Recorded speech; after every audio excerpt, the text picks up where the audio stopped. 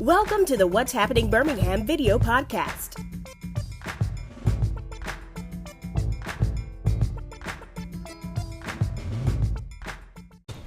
Hello everyone, this is Jarvis Escott with What's Happening Birmingham. I am back again. Everybody knows it's election season here in Birmingham. I have another candidate that is running for the office of mayor. A lot of you all may know this face for a lot of work he does in the community, specifically nonprofit and business. But for those who do not know who he is, Mr. Frank Woodson. Frank. Hello, Jarvis. Good to see you again. You too, brother. Thank you for coming on the podcast. Absolutely. Let's get the $1 million question out the way. You got very successful in the nonprofit and business. Yes. Well, why are you running for mayor? Well, the reason why I'm running for mayor is because we need a city that works for all of us. No matter where you live, everyone should have the opportunity to have a good job, to live in clean neighborhoods, to live in safe communities, and to send your kids to good public schools. But right now, that isn't the case, the reality for everyone that lives in our city. I will use my connections, my experience in business, the nonprofit sector, and government to build a city that works for all of us. A zip code should not determine whether you have clean parks to play in or safe communities to lay down at night with your family in, or schools that work. I'll make sure that together we'll build a city that works for everyone. Okay, well, I wanted to do a different approach with this interview. Okay. Since you've got experience in the business community, let's do a problem solution approach. Okay. A lot of times in longest campaign race, you're gonna hear from a lot of candidates that's running for mayor, that's running for council. The challengers are gonna be talking about the problems, and the incumbents are gonna be talking about the accomplishments. Of course, you are a challenger, right? So we're gonna approach this like problem solve. So I'm gonna throw out one problem. Okay. Possible problem people may possibly see. Yes. A problem or a perception that Birmingham crime has gotten out of control, or the crime, just on national statistics. Sometimes the perception is reality. Perception. So what would be, if your administration, what would be the solution? Well, it is more than a problem. It's an epidemic, right? In other words, it's a persistent situation and that hasn't been acted on, and we have not responded as an entire community. When I look at what's happening specifically with homicides, it's a two-pronged approach to that. We've got to deal with the alligators that we have in the streets, we used to say in business, but we have to shut down the hatcheries that are producing them. That means that even if we remove all of the problems that are here today, there's another generation waiting to come to the forefront. So that means that we've got to catch them while they're yet in their homes, that we've got to catch them while they're yet enrolled with school, and to make sure that our kids go on to a place of usefulness in our society. Right now in Alabama, about 25% of the children, once they graduate, they don't have a meaningful certificate, and they don't go into the workforce, they are idle. In cities like Birmingham, we can't afford to have idle children. So one of the things that we will do, and that we are doing right now, is we'll make sure that every child has a pathway to a career. Whether it's going to college, whether it's going to a 2-year college for career technical education or health sciences, whether it's going into trades, we'll make sure that every child has that opportunity and a pathway to usefulness. Because after all, a lot of the homicide is connected to money. To those that are already out there, we've got to do more than just lock our kids up. You got to switch. It's going to be 10 years. We've gone through that as a society with the 3 strikes you're out. Okay. And we've locked up so many of our men that in Birmingham, Alabama, 75% of our households are single family led. So we got to look for other ideas. We got to find ways to create pathways for our young men and young women that are out there. Maybe they haven't finished high school. We'll make sure they finish high school. Maybe they need training, and we'll make sure that they have training in their communities because mobility is an issue. We've got to get them ready to earn a living wage, because by the time they're 17, 18, 19, the ones that are out here in the community already have children. They already have a family to support and a mother to care for. It is about economics, and so workforce development is going to become so important. For those that are ready, we'll meet them and we'll build bridges to opportunities for them. Okay, I'm gonna come back to that. For those who don't know you, give a quick little 1-minute bio. I'm coming back to that. I like what you said, but I'll come back to it. Right. So I've spent the last 20 years. I worked at United Parcel Service, had a career there for about 20 years. And I left there to come and work in the communities to find solutions that work for our community. The thought was, if we can make the corporate community successful, we can come back and create opportunities to make our children successful. So I was the one that brought the dropout recovery program to Birmingham, where hundreds of students have dropped back in. So we studied policy, and what we found out is that the State Department of Education and the U.S. Department of Education would pay up until the age of 21 for a kid to complete their high school diploma. There was no need for our children to be out there on the streets. We just had to come and build a bridge for those that were out on the streets to drop back into school. We did that through a partnership with the Birmingham City Schools.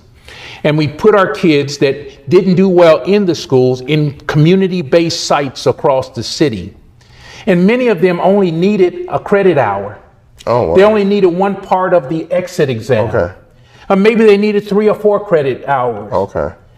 But we said that we care, and we created pathways for them to drop back in. And when they graduated, they got a high school diploma from the school that they dropped out of. Those are the kind of solutions that we come up with, that I have committed myself for the last 20 years to quietly do in partnership with the school system. And there are many more solutions that are there, resources that are there, that our politicians or that are in office now have not let our community know about. And because of that, and my work in Montgomery, I've led political agencies in Montgomery, Alabama. In fact, Governor Ivey was one on my land bank authority. I worked with the former governors that were before her, Riley and Bentley, and in making all of Alabama better. Now, I'm going to focus my efforts and my team's effort. We're going to focus on Birmingham to make a difference for a real change. All right, well, I'm going to go back to what you just said earlier about, the workforce development. Currently, I can't say I'm going back to problem solution type of thing. We only have like one Fortune 500 company here. And where you're speaking is jobs. So do you feel like that is one of the duties as mayor to? It is, to be the drum major, economic development. I have experience in economic development. I work with 2 mayors in economic development, community development, and I've built a nonprofit entity that for Central Alabama that works with workforce development and economic development. It's not about Fortune 500 jobs. We've got to start where we are, work with what we got, and do as much as we can. If we don't develop the workforce, then we don't recruit businesses. We don't have jobs that pay a living wage. The UABs of the world are not going to raise their minimum wage, perhaps, but we can make them compete by doing workforce development, working with our training ecosystem, so that our people that are here that are working for minimum wage, we help them get credentials, certifications that allow them to get jobs that pay a living wage. Workforce development is essential. I have a lot of experience in that. Blueprint Birmingham is the master plan in which Birmingham region is operating under for economic development. I sat on that steering committee for a year. I worked with the heads of the universities, the heads of the CEOs of these organizations that are around Birmingham, worked with municipal leaders and law enforcement. And we came up with a plan, which we call the Blueprint Birmingham, for where the jobs are going to be. So we already know where the jobs are going to be for the next 20 years. Our community doesn't know, but we know. And we can begin to train people for those jobs. Right. And the last thing that they took out of Blueprint Birmingham, before they formed the Birmingham Business Alliance, we consolidated the Metropolitan Development Board and a few other organizations in the chamber and created the Birmingham Business Alliance. We took out the component on small businesses.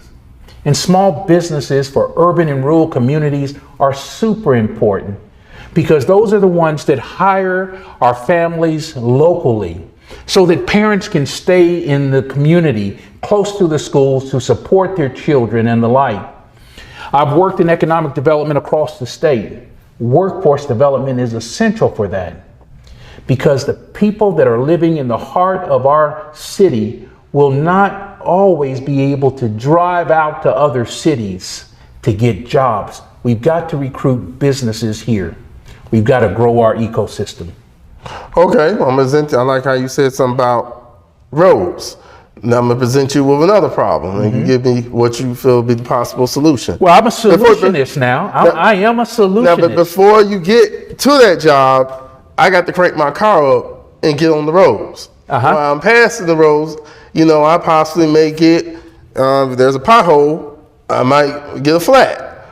Or another possible, I'm doing general, I like to call it everyday things that Birmingham citizens may see. Whether it may be overgrown lots, or I was looking at somebody's Facebook post today and they was talking about community parks. Let's stick with the roads, okay? Okay. With the roads, policy is so important because it dictates what happens. Okay. There was a time that Birmingham had a policy that if a utility made 3 cuts on a road, they would have to repave it. Okay. So I live in the western section of town going down Warrior Road. So I know about the roller coaster. We know about all the different utilities coming in, cutting the gas, the water, whatever it is, the cable, all these things that they're doing that's cutting our roads even after they get paved. At one time, and I hope that it's still the case, they had an obligation to repave those roads. Okay. So that's number one. All of those patches that are there. And I know the air pockets get up underneath there and the rain and they contract and those kind of things. Well, when you cut the integrity of a road, then water starts getting in there. There's no continuity in how those roads are patched because they use private contractors. But if the city would use the policy that's on the books to make sure that our corporate partners are good community partners as well. And they pave those roads when they've made more than 3 cuts. That will get us a part of the way there. The second part is this right here. We agreed as citizens to pay a 1-cent sales tax. We're going to have a domed stadium, and that domed stadium was going to be for the people. But not only that, we were going to do the parks, keep our parks maintained, our green spaces maintained, our infrastructure, sidewalk, and keep our roads. Those dollars in our city need to be allocated towards what the citizens gave us permission to use it for.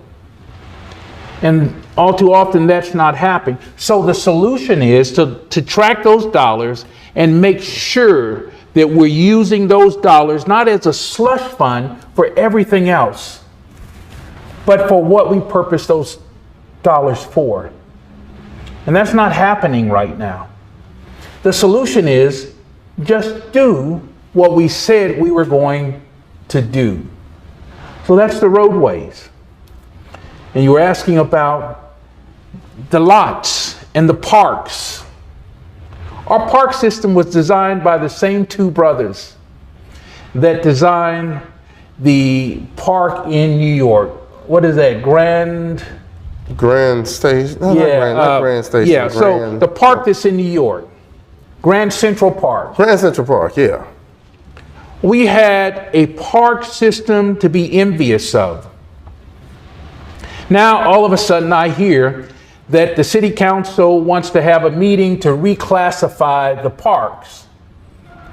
Now, when they get ready to reclassify the park, that only means that as a that they are going to categorize the parks with the newer ones that they developed at the top. Okay. So City Walk will be at the top. Railroad Park will be at the top. George Ward may or may not make it. And then they'll have another category. And then they'll have the parks that will be dispensable. So for instance, if Coca-Cola wants a better on-ramp going straight into their property, they may reclassify Patton Park as a non-essential park and maybe sell it to Coca-Cola so that the trucks can roll straight into Patton Park, go under the interstate, and go onto the new Coca-Cola plant site. Could you imagine that, them selling Patton Park for a few $1,000s? That would be a travesty, wouldn't it? Yeah, because parks are protected. And the only way you can sell a park is if you redesignate and rezone the area. There's a state statute that says that you can't do it. And I'm willing to bet you that the special meeting that the city council had last week or this week is to rezone the parks. I've gone through the parks. I've got my camera crew and we went through the parks and we looked at the parks east of I-65 on the south, in the southern part. And then we went over to the west. Mm-hmm. East of I-65, the parks are well maintained. Okay. South side. I've said over and over again, the dog parks on the south side and north side, the east side of the interstate, the dog parks look better than the parks that our children on the west area have to play in. Now I said that, and then to make sure it was true, I got my camera crew and we documented, and we went there. We went to a park in Fairview, and it was busted up and a hole in the middle of the park and things missing off of the rims of the basketball court. And there was an old bench that was sitting there that was so porous that you could stick a pencil through it. Mm-hmm. And that was the bench. I looked at our parks, they are overgrown. I went a little further down to the Crossplex and I filmed. And I saw, and I'm coming up with a solution in a minute. Okay. I saw the rebar and the concrete from the destruction or demolition of the racetrack. 14 years later is sitting there. We invited the world to Birmingham, Alabama, to a $42 million complex that we built, one of the kind, so proud of it. Mm-hmm. Larry Langford did well in putting it over there instead of east of I-65. It's almost like a punishment because we put it east of 65 that the last couple of mayors have left the rubble there even as the world came to be a part of the World Games. We'll have one standard. We'll have one Birmingham experience. Instead of giving City Walk another $1.8 million to maintain a park that we didn't ask for, mm-hmm. to pay $380,000 a year for insurance for a skate park that our children don't use, we'll take those dollars and we will invest them into the parks of our cities and the green spaces of our city. I was one of the original founders of the Jefferson County Greenways Commission, mm-hmm. back in around 2001, 2002. I understand the importance of green spaces for building communities that work. I understand the importance of green spaces for having a beautiful city with an amazing park system. And I understand the importance of families being able to go out and visit these green spaces to have with some dignity and honor, because I know that we send the message to the families and children that live in the Western District of Birmingham, the Northern District of Birmingham, the Eastern District of Birmingham, that we really don't care about them. Our kids play baseball in overgrown lots. We're the only municipality around here that doesn't have a multiplex sports complex. Bessemer, Fultondale, Gardendale, Vestavia, Homewood, Hoover, all of them have these multiplex fields for the children to play in. But Birmingham's children don't have that. That's all a part of having a city and a community that works. Well, do you think it's a money problem, or do you think it's a priority problem? That I keep coming at problems and solutions. Well, there are solutions to them, though. Okay. As long as we get to a solution, that's the main thing. One of the solutions is to make sure that the Birmingham experience is the same for all of us. That Birmingham becomes a city that works for everyone. There was a time that the problem was where we put the dollars. Okay. But with the $143 million that came in. I mean, ARPA money. ARPA money. Okay. And before then, other money. ARPA, CARES Act. Yeah, ARPA means the rescue plan. America Recovery Act. Yeah, people that don't know. Yeah, from the pandemic money that came. Right. That's spent. We sent tens of millions of dollars to nonprofits outside of the state of Alabama. It's almost like we sent money to every state in the country, as if to say that we are a metropolitan city or a city that touches America. And we seem to be proud of our connectivity to all these other states across the country. But those are dollars that could have been put to work here in building up our park system. I saw some of the city council people put $500,000, $250,000 in Shades Creek Park. I'm not even sure if that's in Birmingham. To build it up. One Birmingham experience. We can do that. So why? I had a friend or an associate. We were having lunch over in Mountain Brook. It was an old white guy. And he said, Frank, he said, you business guys, you black business guys, you think that the reason why you're not getting the job is because of prejudice. He said, yeah, and there are prejudiced people here. I've got some friends who are. He said, but most of the time you don't get the job. It's because when we sit down at the table to do the deal, we just don't have you on our mind.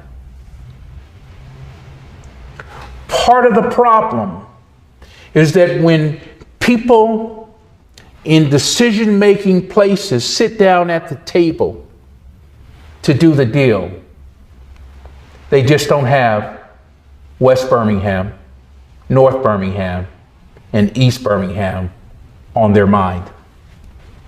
And I wanted the solution to care. Not to be a politician, but to be a city father. We need a city father that understands the importance of extending your covering to all of your children. That's what the old folks used to call mayor, city father. That's why it was important to have men who ran for mayor that had responsibilities, that had families for somebody other than themselves. City fathers. Protect, preserve, and provide for those that you have a covering over. And for those that don't have a covering, you extend your covering.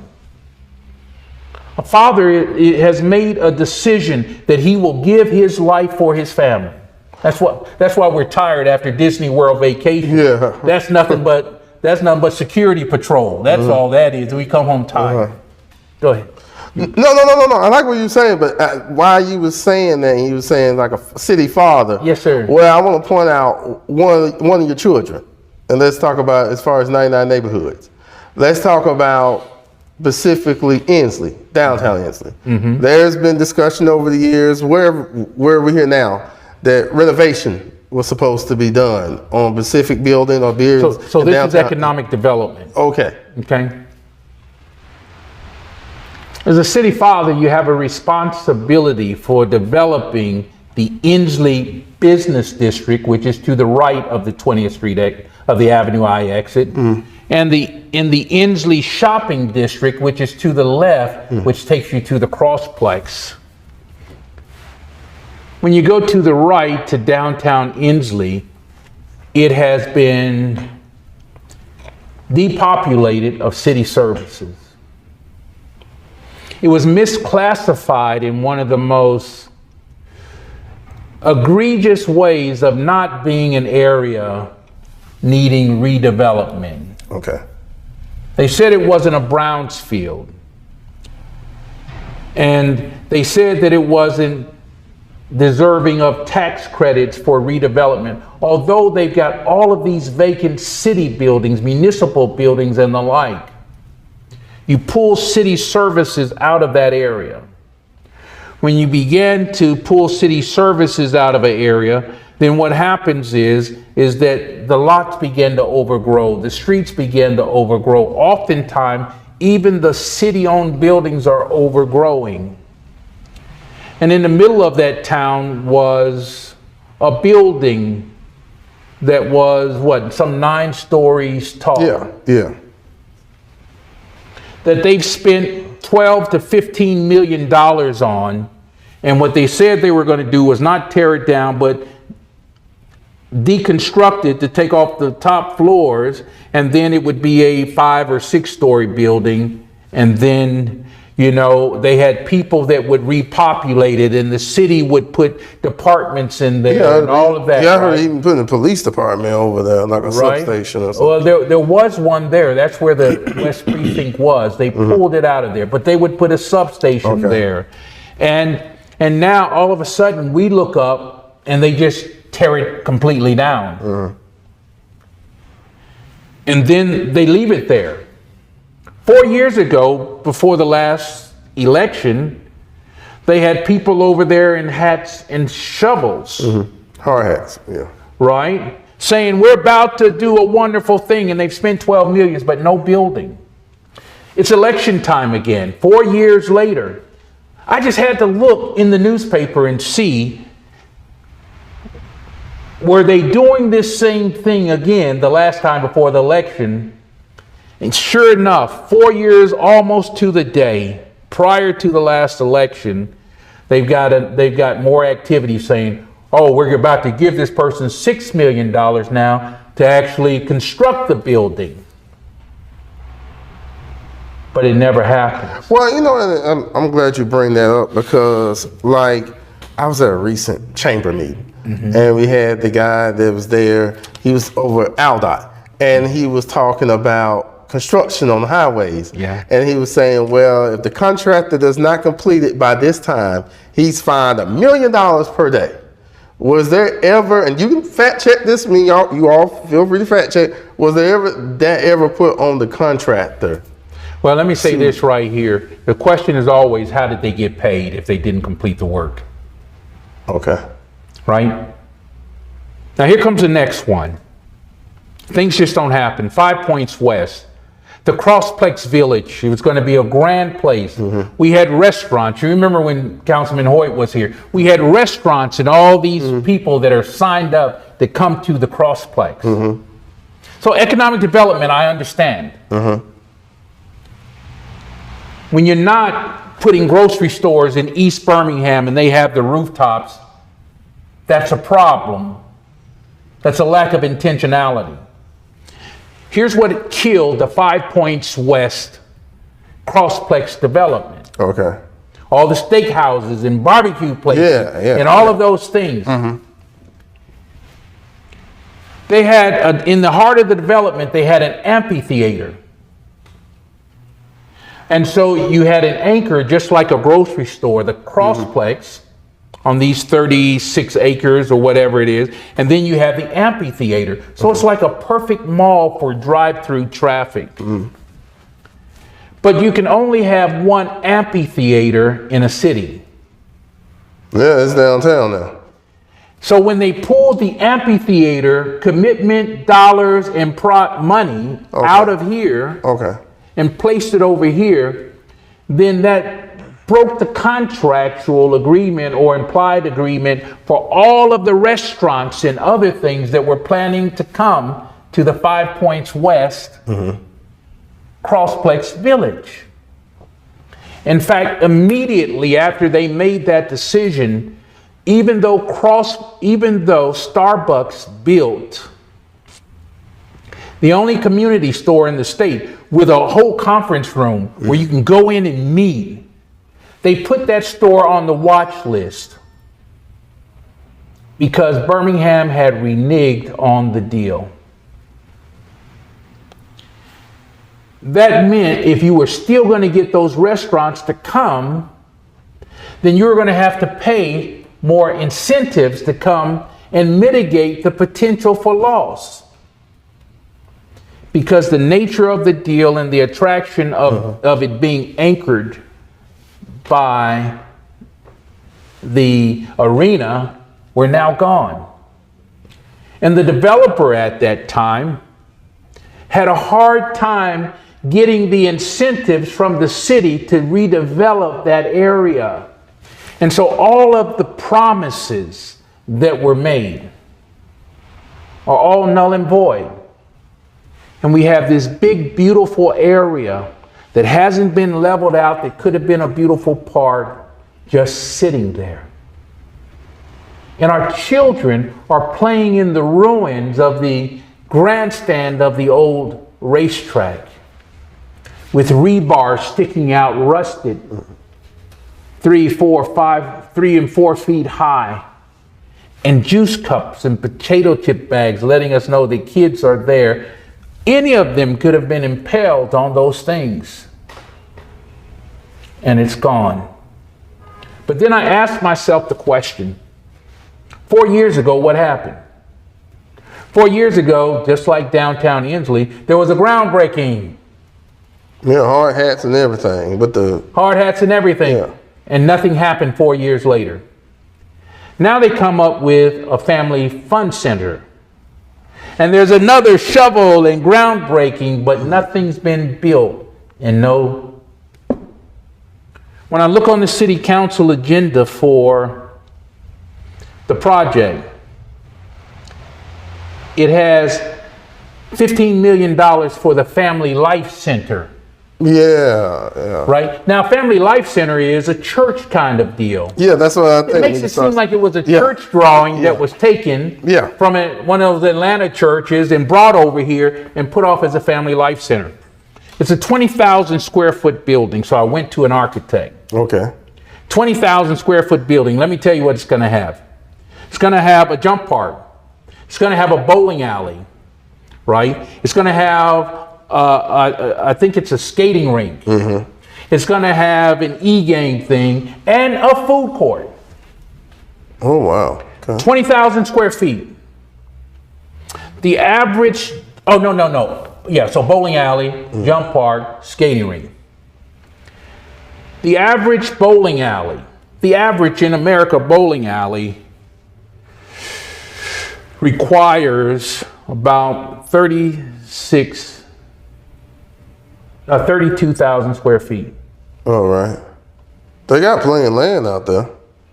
But this is 20,000 square foot building. Oh, okay. The average jump park requires 20 to 25,000 square feet. Okay. And then a skating rink. Yeah. So you're kind of out of space, right? Yeah. Now for the most densely populated area of the state of Alabama.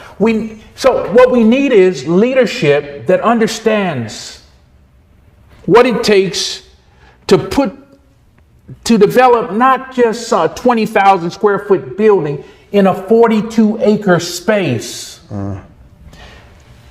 It takes a commitment, and it takes bringing in real developers, real architects to do the drawings and come up with designs that work. We haven't done that. Our people are so used to being disappointed. that all you have to do is get some white folks and black folks and go out with hard hats on and stick it into the ground. And so the solution is to be honest with people.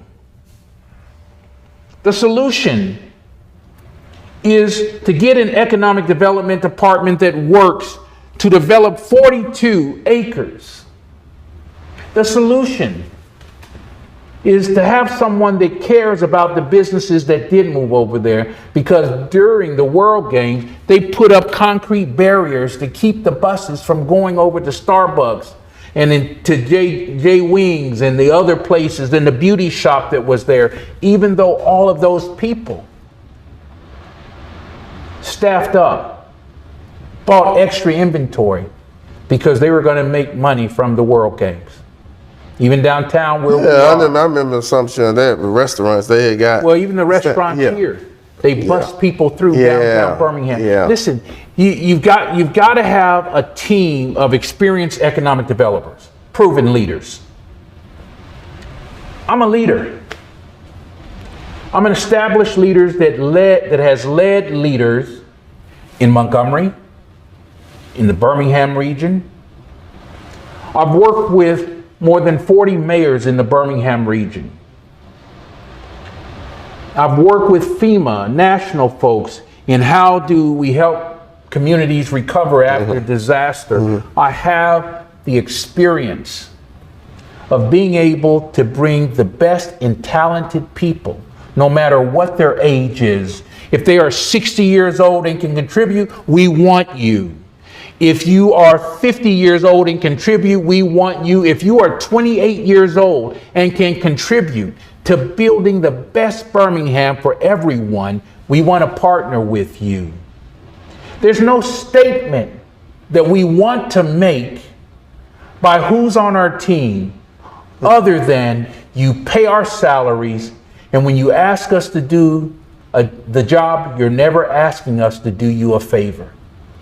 That is a mindset, that is a culture. The solution, I'll bring that culture.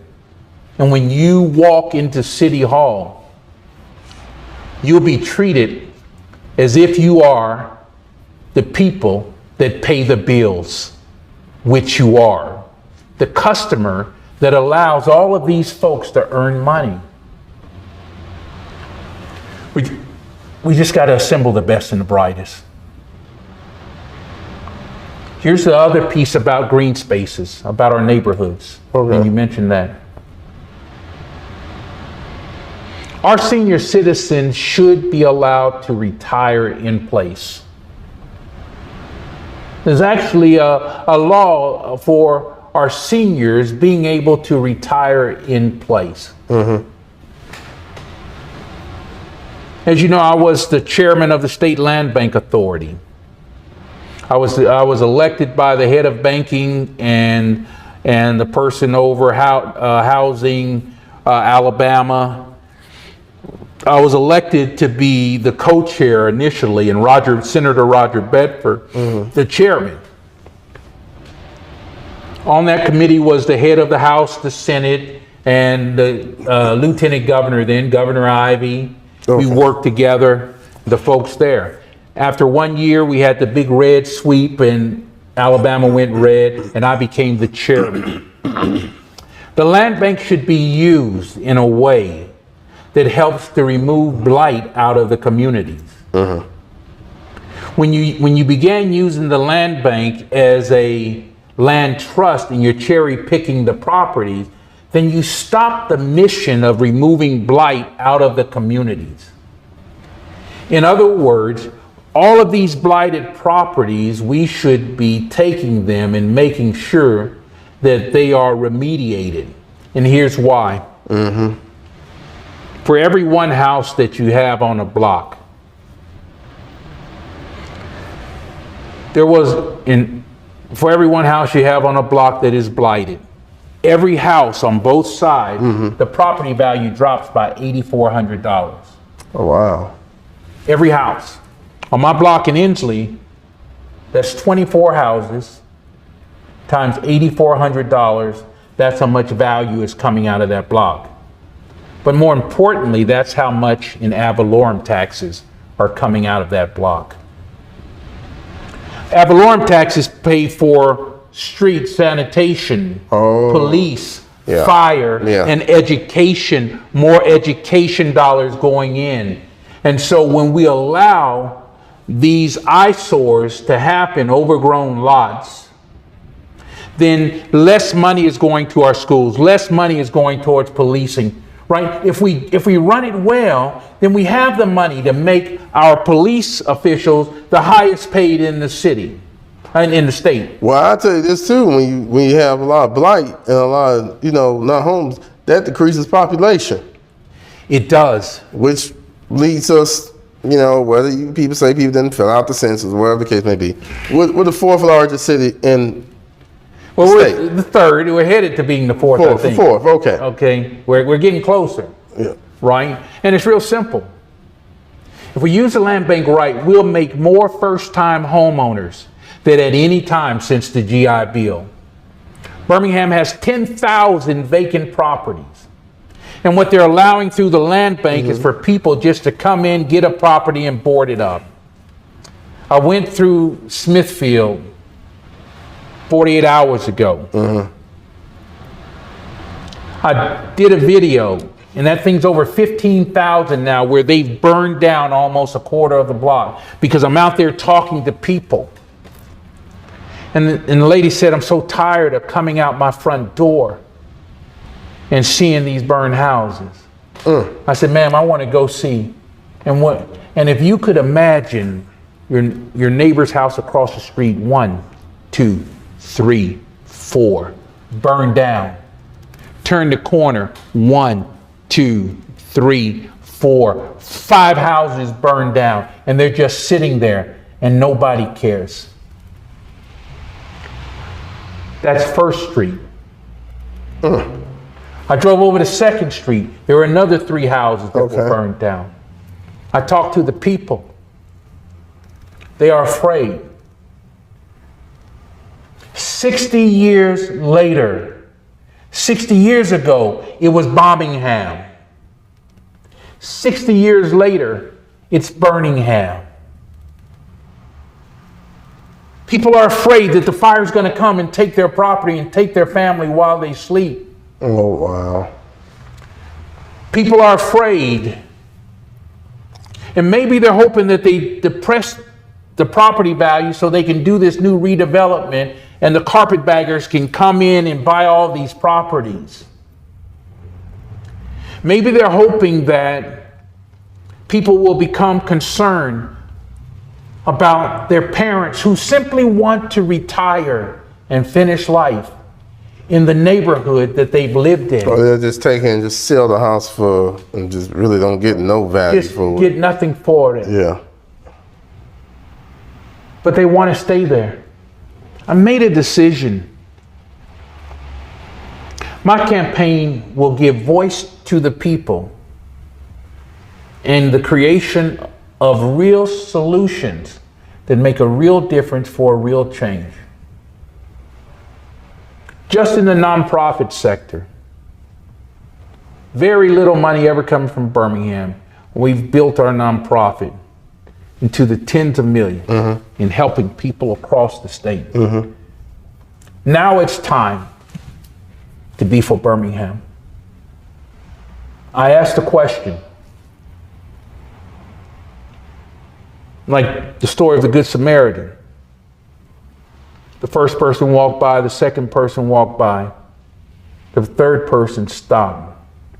And I wonder, was it because he wasn't a religious man or he wasn't a Jew, he was a Samaritan, and I wonder why he stopped. I could imagine that the first man walked by because he said they might be faking and it's a setup. And what will happen to me? The second man said the folks that maybe robbed him and beat him may still be around. What might happen to me? But the third man asked the question, what will happen to him if I don't stop? Oh, okay. I'm running for mayor because my wife and I asked the question, if we really can help, and we can, if we really have solutions that work, and we do, if we really have leadership experience to where we're able to lead the corporate community in the priorities that are important to them, the workforce development and the opportunities for business growth, and I do have that, what will happen to Birmingham if I and people like me don't stop and get involved? I could not live with myself if I didn't get involved. And I would not stop if I wasn't able to provide the solutions. So where can people go if they want to hear more about your campaign? Well, frankwoodson.com. Okay. It's just that simple, frankwoodson.com. You can get involved. I think one of the biggest differences in this campaign than any campaign for mayor that there has ever been is that we're not saying that if you vote for me, I'll work for you. If you vote for me, I help you build your business. Or if you vote for me, I help you build out your nonprofit. We're doing that work right now and we're expanding it. Okay. I'm not saying if you vote for me, if you give me a job, if you give me a title, I'm going to work for Birmingham. I'm going to work for Birmingham even now, before the election. It's never been done before. But when I am elected, I will be able to do more to make sure that all of Birmingham has an opportunity for the Birmingham experience. Well, Frank, I want to thank you for coming on today. This is, he didn't even know I was coming at this interview of Sal, Problems and Solutions. I didn't, but I love it. Well, I guess there are two final questions. One, would you like to come back sometime in the near future? I know because I'm doing this real early, from the outset, because this is springtime time, this taping. And two, if I do a debate, would you like to come back as well? Well, let me say this. I'll be more than happy to come back. Okay. And if the debate is about the issues that are important to the people, okay, I'll be more than happy to come back and make sure that the voice of the people is heard and the solutions that they want to see is heard. But this other part of to see who can argue the best and who can tear each other down, I've got too much work. I feel like Nehemiah, man. I can't come down off of the wall to go and backbite and do. Well, one thing about me, we have conversations, but we have conversations that dig into it because, like I tell people that's watching this, this election time, you're gonna have a lot of people screaming what the problems is, but a lot of people not gonna be hanging out what the solutions are. That's gonna happen on both sides. That's gonna have the challenges. That's gonna have the incumbents. But the only thing I encourage you as the viewers is to what we talked about today. The most free thing you can do is Google it. Everything we said, everything we mentioned. Yes. You can even Google his name and find out more about him, and then you decide for yourself. But just remember, if you don't vote, you're happy with the status quo. So thank you all for watching. Please check out what'shappenbirmingham.com for more interviews. Don't forget to subscribe to the YouTube channel. I'm on TikTok. And if you want the audio version of this interview, check out Apple Podcasts. Thank you all again and have a great day. Bye-bye. Thank you. I appreciate it. Yes, thank you again. And bye-bye, everybody. Thank you for watching the What's Happening Birmingham video podcast. Please check out our website, app, or subscribe to our YouTube channel for the latest videos today.